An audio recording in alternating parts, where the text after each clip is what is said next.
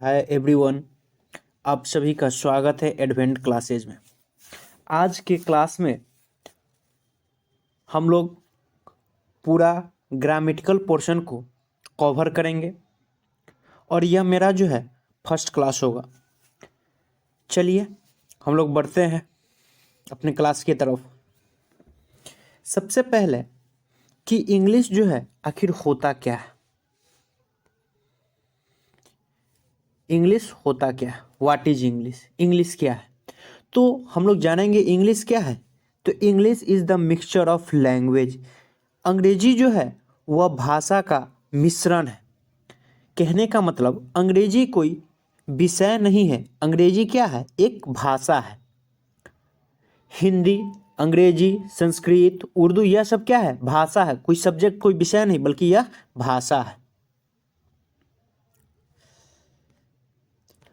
और अंग्रेजी की जो सबसे छोटी इकाई होती है वह क्या कहलाता है, वर्णमाला। The smallest unit of English language is alphabet. अंग्रेजी की सबसे छोटी इकाई क्या कहलाती है, वर्णमाला कहलाती है।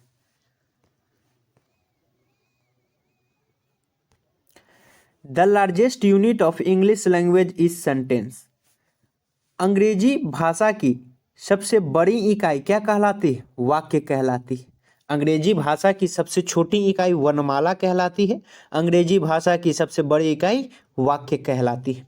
अंग्रेजी में जो है टोटल 26 लेटर होते हैं। अंग्रेजी में कितने लेटर होते हैं, टोटल 26 लेटर होते हैं। जैसे ए, बी, सी, डी, ई, यह सब क्या है, अंग्रेजी के लेटर्स है। और उस 26 लेटर में 5 जो होता है वह क्या होता है, वॉवेल होता है। अंग्रेजी के 26 लेटर में 5 क्या होते हैं, वॉवेल होते हैं। वॉवेल कौन कौन हो जाते हैं, ए ई आई ओ यू को क्या बोलते हैं, वॉवेल बोलते हैं। ए ई आई ओ यू को क्या बोलते हैं, वॉवेल। वॉवेल को ही हिंदी में क्या बोलते हैं, स्वर बोलते हैं। वॉवेल को हिंदी में क्या बोलते हैं, स्वर बोलते हैं। ठीक है। और बाकी जो बच जाता है वॉवेल के अलावा, जो बाकी बच जाता है 26 लेटर में से, वही क्या कहलाते हैं, कॉन्सोनेंट कहलाते हैं। वही क्या कहलाते हैं, कॉन्सोनेंट। तो कॉन्सोनेंट अंग्रेजी में कितने होते हैं, 21 होते हैं। इंग्लिश में कॉन्सोनेंट कितने होते हैं, 21। तो there are 21 consonant letter in English alphabet. English alphabet में कॉन्सोनेंट की संख्या कितनी होते हैं, 21। इंग्लिश वर्णमाला में कॉन्सोनेंट की संख्या 21 होते हैं और वॉवेल की संख्या 5। वॉवेल की संख्या 5 और कॉन्सोनेंट की संख्या 21। एक बात को हमेशा याद रखिएगा, एक बात को जो है हमेशा याद रखिएगा कि डब्ल्यू और तथा वाई को सेमी वॉवेल अथवा सेमी कॉन्सोनेंट के रूप में प्रस्तुत किया जाता है। सेमी, आप लोग अभी तक इस बात को जानते होइएगा कि डब्ल्यू और वाई को जो है केवल सेमी वॉवेल कहते हैं। सेमी का मतलब क्या होता है, आधा। सेमी का मतलब ही क्या होता है, आधा। तो आधा क्या, आधा वॉवेल है तो आधा वह क्या हो जाएगा, कॉन्सोनेंट। आधा वॉवेल है तो क्या आधा कॉन्सोनेंट हो सकता है कि नहीं, हाँ हो सकता है। तो डब्ल्यू तथा वाई जो है उसको हम लोग सेमी वॉवेल भी बोल सकते हैं और सेमी कॉन्सोनेंट भी बोल सकते हैं। दोनों में से कोई बोलेंगे तो मेरा गलत नहीं होगा। काहे कि सेमी का मतलब ही होता है आधा। चलिए अब जो है वर्ड, क्या वर्ड, वर्ड का हिंदी क्या होता है, शब्द। तो वर्ड का हम लोग डेफिनेशन जान लेते हैं कि वर्ड आखिर कहते किसको है। तो a word is the group of letters, a word is the group of letters that give a complete meaning. अक्षरों का समूह जो पूर्ण अर्थ देता हो शब्द कहते हैं।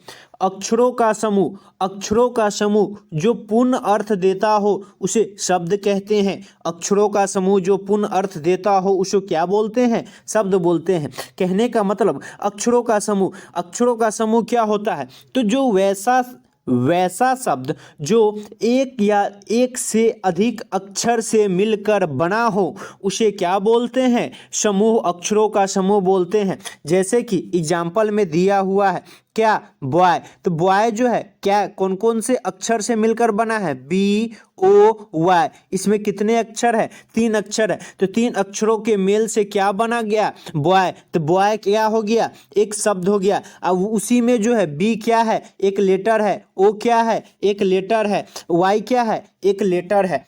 ठीक है। तो जो अक्षरों के समूह को जो पूर्ण अर्थ देता हो उसी को क्या बोलते हैं? शब्द बोलते हैं।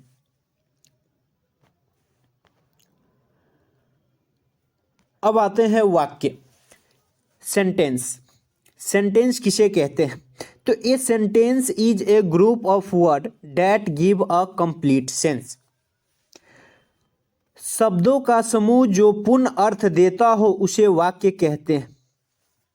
शब्दों का समूह कहने का मतलब छोटे छोटे लेटर से मिलकर क्या बनता है? लेटर से मिलकर वर्ड बनता है, और वर्ड से मिलकर क्या बन जाता है? सेंटेंस बनता है। लेटर से मिलकर वर्ड बनता है और वर्ड से मिलकर क्या बनता है? सेंटेंस बनता है।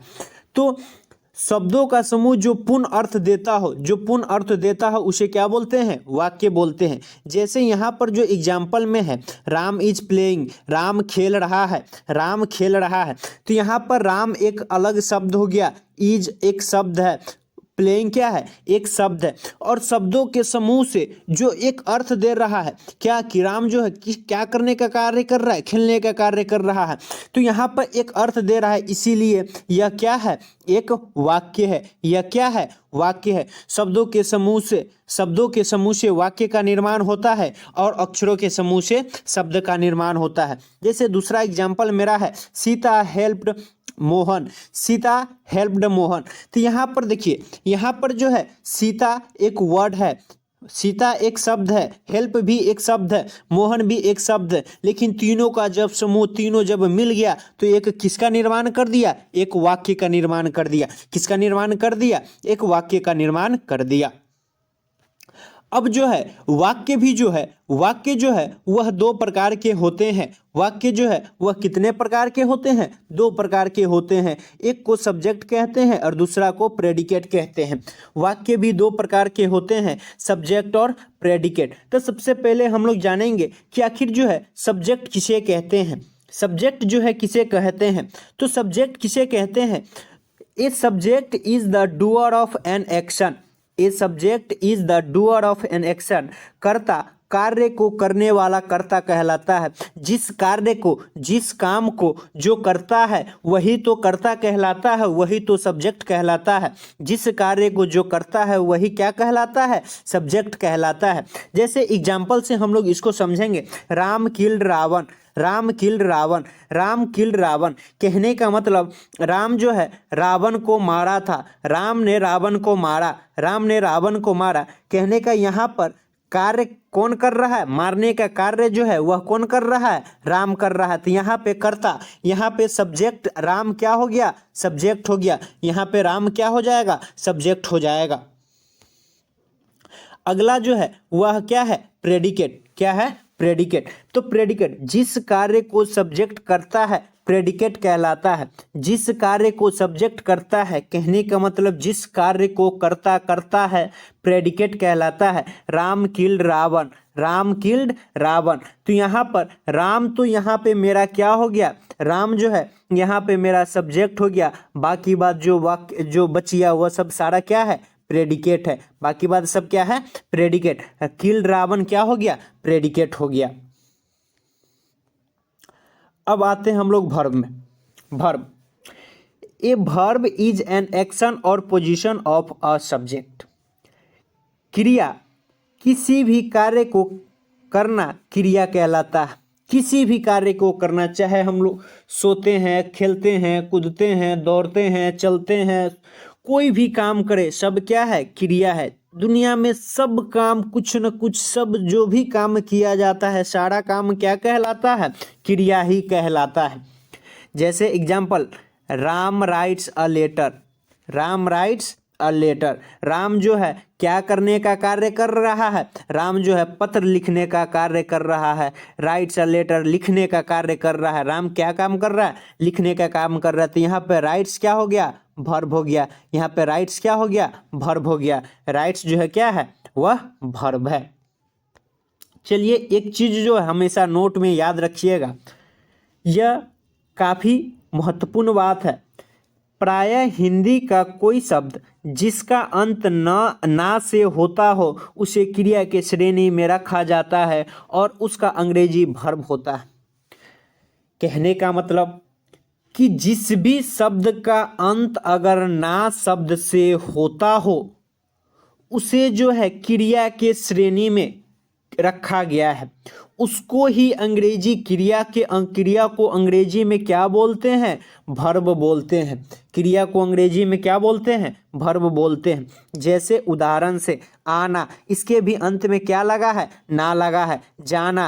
जाना सॉरी यहाँ पे जाना ना होगा, गलत से नी लिखा गया है, ठीक है। तो इसके भी अंत में क्या होगा? ना हो गया। खेलना, इसके भी अंत में क्या लगा है? ना लगा है। तो जिसके भी अंत में ना लगा हो वह क्या है? एक क्रिया है। जिसके भी अंत में ना लगा हो उसको क्रिया के श्रेणी में रखा जाता है, अर्थात वह क्या है? एक वर्ब है। Object. An object is the person or thing affected by the work of subject in sentence. वाक्य में कर्ता के द्वारा जिस काम को प्रभावित किया जाता है वही तो कर्म कहलाता है। जैसे एग्जाम्पल्स इसको समझेंगे कि राम किल्ड रावण, राम ने रावण को मारा, राम ने रावण को मारा। तो राम ने रावण को मारा, तो यहाँ पे राम जो है वह मेरा क्या है? सब्जेक्ट है। किल जो है यहाँ पे मेरा क्या है? वर्ब है। और रावण मेरा क्या है? ऑब्जेक्ट। अब कहिएगा कि यहाँ पे रावण जो है वो ऑब्जेक्ट कैसे हो गया? तो चलिए इसको बताते हैं। Whom did राम किल? राम ने किसको मारा? राम ने किसको मारा? तो इसका जवाब क्या आता है कि ऑब्जेक्ट रावण को मारा। राम ने किसको मारा? रावण को मारा। तो यहाँ पर रावण क्या हो जाएगा? ऑब्जेक्ट हो जाएगा। रावण क्या हो जाएगा? ऑब्जेक्ट हो जाएगा। आगे इस सब का जो है हम लोग आगे विस्तार से जब इसका वर्ब का जब क्लास करेंगे उस समय और इसको जो है हम लोग विस्तार से पढ़ेंगे। अभी जो है हम लोग संक्षिप्त में इसको पढ़ते हुए बढ़ते हैं, और जब जिस समय वर्ब का क्लास चलेगा उस समय जो है काफ़ी इसको विस्तृत रूप से हम लोग पढ़ने वाले हैं। अब आता है लैंग्वेज। लैंग्वेज को क्या बोलते हैं? भाषा। तो a language is the source of communication. भाषा आदान प्रदान का स्रोत है। आदान प्रदान का स्रोत कहने का मतलब कि हम जब एक दूसरे से बात करते हैं तो उस समय हम एक दूसरे को क्या करते हैं?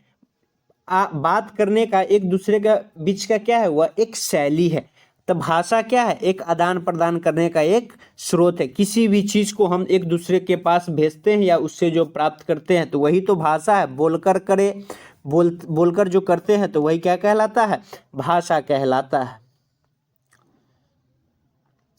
अब जो है आते हैं हम लोग पार्ट्स ऑफ स्पीच। और पार्ट्स ऑफ स्पीच किसे कहते हैं? तो all the English words are divided into 8 groups according to their different character, that is called parts of speech. अंग्रेजी भाषा के सारे शब्दों को उनके भिन्न भिन्न आचरण के अनुसार 8 भागों में बांटा गया। अंग्रेजी भाषा के सारे शब्दों को उनके आचरण के अनुसार, भिन्न भिन्न आचरण के अनुसार 8 भागों में बांटा गया है, जिसे ही तो पार्ट्स ऑफ स्पीच कहते हैं। उसे ही क्या? पार्ट्स ऑफ स्पीच कहते हैं। जैसे 8 भागों में जो है किसको किसको क्या क्या बांटा गया। तो सबसे पहले आता है नाउन। नाउन को क्या बोलते हैं? संज्ञा। दूसरा प्रोनाउन। प्रोनाउन को क्या बोलते हैं? सर्वनाम। तीसरा वर्ब। वर्ब को क्या बोलते हैं? क्रिया। चौथा एडवर्ब। एडवर्ब को क्या बोलते हैं? क्रिया विशेषण। पांचवा एग्जेक्टिव। एग्जेक्टिव को क्या बोलते हैं? विशेषण। छठा प्रीपोजिशन। प्रीपोजिशन को क्या बोलते हैं? कारक चिन्ह। सातवां कंजंक्शन, कंजंक्शन को क्या बोलते हैं? संयोजक। और आठवां इंटरजेक्शन, इंटरजेक्शन को क्या बोलते हैं? विस्मयादि बोधक। और आगे के क्लास में जो है हम लोग फिर नाउन से जो है इसके बेसिक से क्लास करने वाले हैं। और यहाँ से जो है हम लोग धीरे धीरे करके आगे की तरफ अपना क्लास जो आगे की तरफ बढ़ता जाएगा। पहले नाउन पढ़ लेंगे, नाउन का प्रोनाउन, फिर verb, adverb, executive, preposition, conjunction, interjection, बारीकी से जो है एक के बाद एक क्लास जो है किया जाएगा। तो एक बार शुरू से रिकॉल करवा देते हैं कि सबसे पहले हम लोग क्या पढ़े हैं? इंग्लिश। इंग्लिश किसे कहते हैं? तो इंग्लिश क्या है? भाषाओं का संग्रह है। अंग्रेजी भाषा की सबसे छोटी इकाई को क्या बोलते हैं? अल्फाबेट, वर्णमाला कहते हैं। उसके बाद अंग्रेजी भाषा की सबसे बड़ी इकाई को क्या बोलते हैं? सेंटेंस, वाक्य कहते हैं। अंग्रेजी में जो है टोटल कितने अक्षर है? 26 अक्षर होते हैं, 26 लेटर होते हैं, जिसमें जो है 5 जो है वॉवेल होता है। वॉवेल जिसमें 5 क्या होते हैं? वॉवेल होते हैं। और ए ई आई ओ यू को क्या बोलते हैं? वॉवेल बोलते हैं। और बाकी बात जो 21 होता है उसी को क्या बोलते हैं? कॉन्सोनेंट बोलते हैं। नोट में एक बात बताए थे कि हमेशा याद रखिएगा कि डब्ल्यू तथा वाई को जो है सेमी वॉवेल अथवा सेमी कॉन्सोनेंट कहते हैं। इसको सेमी वॉवेल भी कह सकते हैं, इसको सेमी कॉन्सोनेंट भी कह सकते हैं। उसके बाद बताया है कीवर्ड, शब्द किसे कहते हैं? तो अक्षरों का जो संपूर्ण जो अर्थ देता हो, अक्षरों का समूह जो पूर्ण अर्थ देता हो उसी को क्या बोलते हैं? शब्द बोलते हैं। जैसे boy, pen, car, girl, Mohan, Sohan, ETC. उसके बाद आते हैं सेंटेंस में। तो शब्दों का समूह जो पूर्ण अर्थ देता हो, अक्षरों का समूह जो पूर्ण अर्थ देता हो उसको शब्द कहते हैं। और शब्दों का समूह जो पूर्ण अर्थ देता हो उसको क्या बोलते हैं? वाक्य बोलते हैं। वाक्य जो होते हैं वह 2 प्रकार के होते हैं। वाक्य कितने प्रकार के होते हैं? 2 प्रकार के होते हैं, एक सब्जेक्ट और दूसरा प्रेडिकेट। पहला है सब्जेक्ट, तो कार्य को करने वाला ही क्या कहलाता है? कर्ता कहलाता है। जो कार्य को करता है वही क्या कहलाता है? कर्ता कहलाता है। दूसरा जो है वह मेरा क्या था? प्रेडिकेट। तो जिस कार्य को कर्ता करता है उसी को तो प्रेडिकेट कहते हैं। जिस कार्य को कर्ता करता है उसको क्या बोलते हैं? प्रेडिकेट कहते हैं। उसके बाद आते हैं वर्ब में। तो किसी भी कार्य को करना क्रिया कहलाता है। कोई भी काम अगर हम करते हैं तो वह कार्य क्या है? क्रिया कहलाता है। नोट में एक बात बताए हैं कि प्रायः हिंदी का कोई शब्द जिसका अंत ना से होता है उसको किसके श्रेणी में रखा जाता है? उसको वर्ब, क्रिया के श्रेणी में रखा जाता है। उसको किसके श्रेणी में रखा जाता है? क्रिया के श्रेणी में रखा जाता है। जैसे कि आना, जाना, खेलना, यह सब क्या है? एक क्रिया है। उसके बाद आते हैं कर्म, ऑब्जेक्ट पर। तो वाक्य में क्रिया का प्रभाव जिस पे पड़ता है उसी को तो कर्म कहते हैं। जैसे कि मारने का काम, राम जो है क्या करने का काम कर रहा है? तो रावण को मारने का काम कर रहा है। तो यहाँ पे रावण क्या है? ऑब्जेक्ट है। अब उसके बाद आते हैं भाषा। भाषा किसे कहते हैं? तो भाषा आदान प्रदान का भाषा क्या है? एक स्रोत है। हम अपनी बातों को जो है किसी तक पहुंचाते हैं और किसी की बातें हम तक जो आदान प्रदान होती है वही तो भाषा कहलाती है। उसके बाद आते हैं पार्ट्स ऑफ स्पीच में। पार्ट्स ऑफ स्पीच आखिर कहते किसको है? तो अंग्रेजी भाषा को जो 8 भागों, उनके विभिन्न आचरणों के अनुसार जो है उसको 8 भागों में बांटा गया, उसी को तो पार्ट्स ऑफ स्पीच कहते हैं। पार्ट्स ऑफ स्पीच कौन कौन है? तो पहला क्या है? नाउन है। दूसरा प्रोनाउन है। तीसरा वर्ब है। चौथा एडवर्ब। पांचवा एग्जेक्टिव। छठा प्रीपोजिशन। सातवां जो है वह कंजंक्शन है। और आठवां इंटरजेक्शन है। चलिए यहीं पे मेरा क्लास समाप्त होता है। फिर मिलते हैं अगली क्लास में।